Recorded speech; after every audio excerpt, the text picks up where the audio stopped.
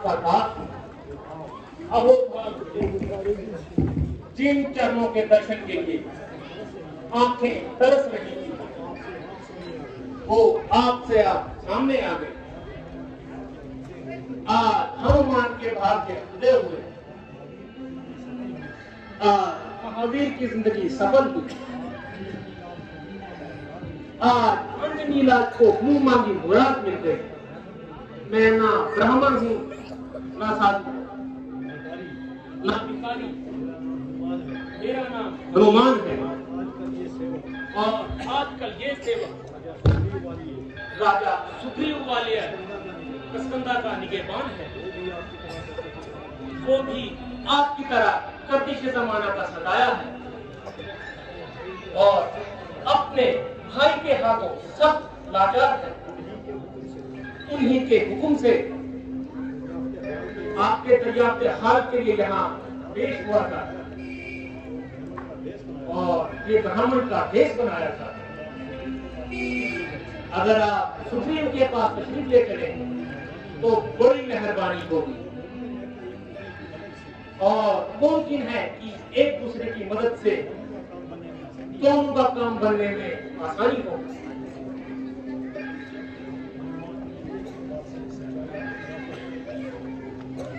लक्ष्मण, हनुमान की एक एक बात से सच्चाई, शराफत और इंसानियत की बू टपक रही है। लक्ष्मण, बेशक आदमी तो बड़े लायक हैं। बेशक आदमी तो बड़े लायक हैं और हर एक बात में पूरे फायक और हर एक बात में पूरे फायक हैं। ऐसे इंसान ढूंढे से भी नहीं पाते हैं।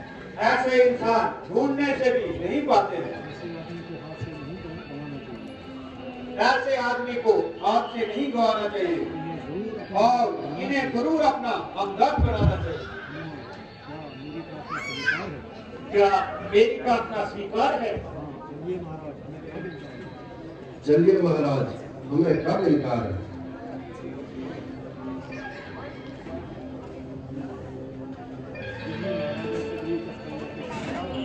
यही महाराजा सुग्रीव कसकंदा के सरदार हैं जो कि अपने हकीकी भाई के हाथों सख्त लाचार है। हनुमान जी, मुझे भी इनसे वाकिफ कराइए। इनका और रहने का भी बताइए। पकड़ा महाराज, ये दोनों होनहार महाराज अधिनाथ रघुकुल भूषण अयोध्यापति श्री दशरथ जी के राजकुमार हैं जो आपकी तरह जमाने के हाथों सख्त लाचार है। इनका शुभ नाम श्री रामचंद्र जी को जानते हैं और इनको लक्ष्मण जी के नाम से पुकारते हैं।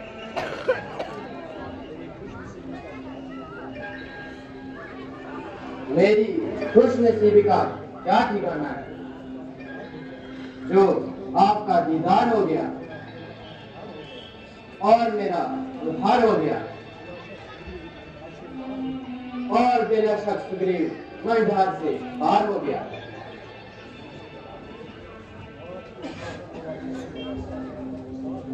आपकी मुसाफिर नवाजी से मेरा सर आप पर निसार हो गया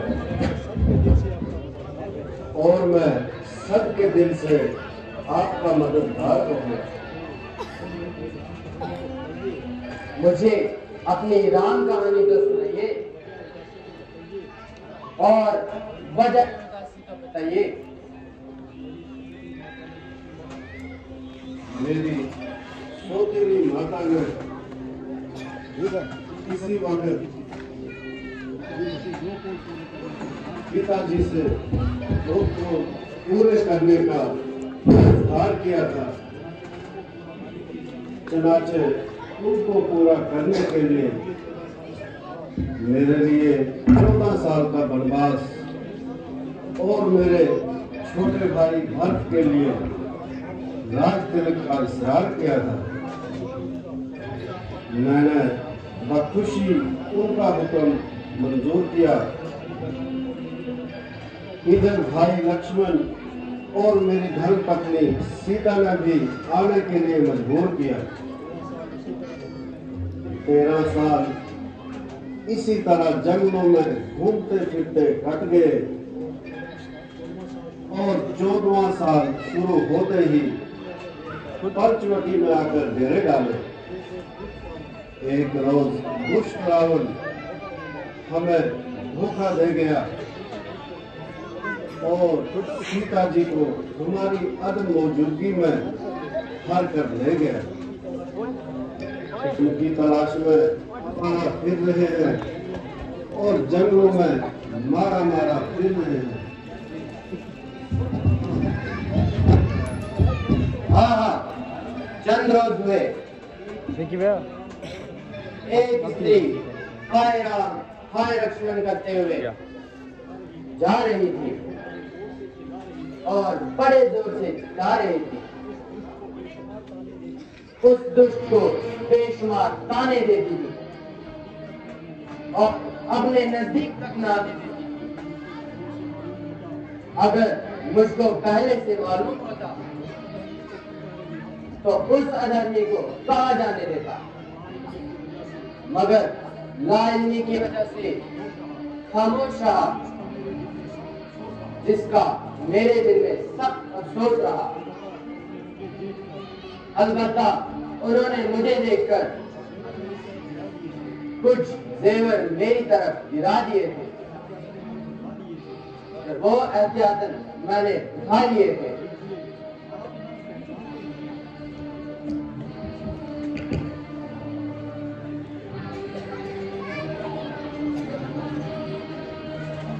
लीजिए, आप इनकी पहचान कीजिए और अपना इत्मीनान कीजिए।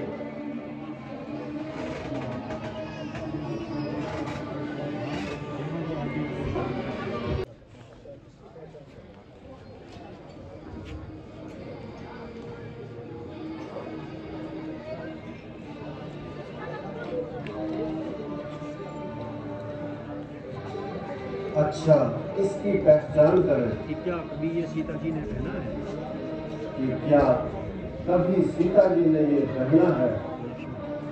बेशक बेशक जी के ये माता सीता के पांव का गहना है। लक्ष्मण जी तुम धन्य हो। लक्ष्मण जी तुम धन्य हो। आपकी इस शर्म हया का क्या कहना है? ये भी भाई है जिसने प्रेम भक्ति की वो मिसाल पैदा करके दिखाई जो आज तक देखने और सुनने में नहीं आई, मगर मुझ कमबख्त का भाई जिसको अपने छोटे भाई की स्त्री निभाई और मुझको घर से निकालकर जंगलों की खाक छिड़वाई, मगर इस दुश्मनी की वजह तो होनी चाहिए। जरा मुफस्सिल हाल सुनाइए।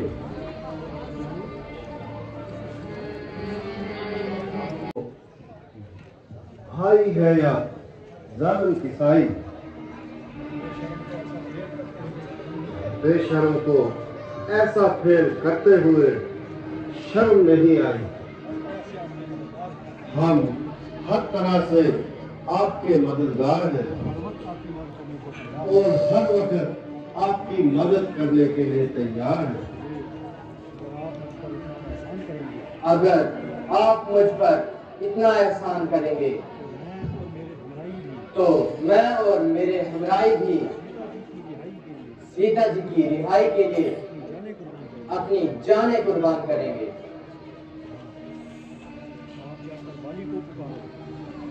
आप जाकर बाली को पुकारो और युद्ध के लिए ललकारो। जब वो आकर आपसे हाथ मिलाएगा, मेरा तीर कदा बनकर उसको मौत का पैगाम पहुंचाएगा। जाने को तैयार हूँ मगर उसकी ताकत से अच्छी तरह वाकिफ हूँ। अगर आपकी ताकत का कुछ अंदाजा हो जाए तो मेरा अच्छी तरह इत्मीनान हो जाए। अगर आप उसकी ताकत का कुछ अंदाजा बताएं, मुमकिन है हम आपका ये शक भी मिटाएं। जब वो पूरी ताकत से तीर चलाता है तो एक ही तीर दो दो तीन तीन दरख्तों के पार हो जाता है।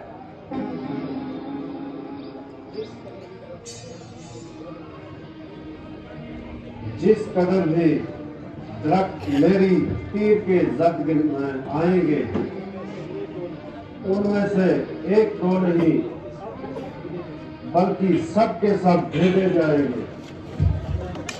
वाह महाराज वाह, कमाल किया। एक ही तीर सैकड़ों दस्तों के बाद किया। अब मैं हर हालत में और हर वक्त उससे मुकाबला करने के लिए तैयार हूं और उस गुस्ताखी के लिए माफी का ख्वाहिशगार हूं।